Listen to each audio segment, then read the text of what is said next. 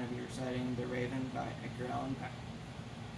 Once upon a midnight dreary, while I pondered, weak and weary, over many a quaint and curious volume of forgotten lore. While I nodded, nearly napping, suddenly there came a tapping, as of someone gently rapping at my chamber door. "'Tis a visitor," I muttered, tapping at my chamber door, "only this and nothing more." Ah, distinctly I remember, it was in bleak December, and each separate dying ember wrought its ghost upon the floor. Eagerly I wished the morrow, vainly I had sought to borrow from my books ceaseless of sorrow for the lost Eleanor, for the rare and radiant maiden whose the angels name Eleanor, nameless here forevermore. And the silken, sad, uncertain rustling of each purple curtain thrilled me, filled me with fantastic terrors never felt before.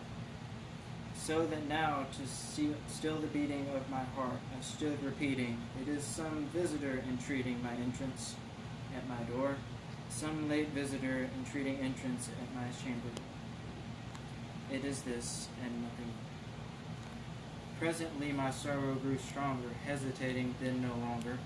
"Sir," I said, "or madam, truly your forgiveness I implore.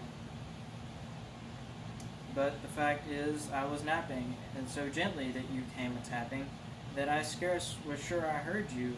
Here I opened wide the door. Darkness there, and nothing more.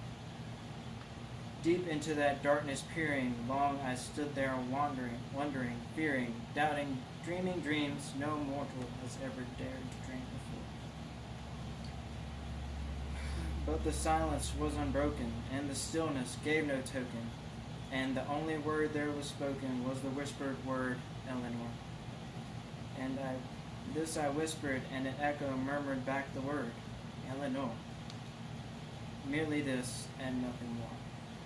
Back into the chamber turning, all my soul within me burning, soon again I heard a tapping, somewhat louder than before. "Surely," said I, "surely it is something at my window lattice. Let me then, what greateth and this mystery implore. Let my heart be still a moment, and this mystery implore, till this wind and nothing more." Open here I flung the shutter, when with many a flit and flutter, in there stepped a stately raven of the saintly days of yore.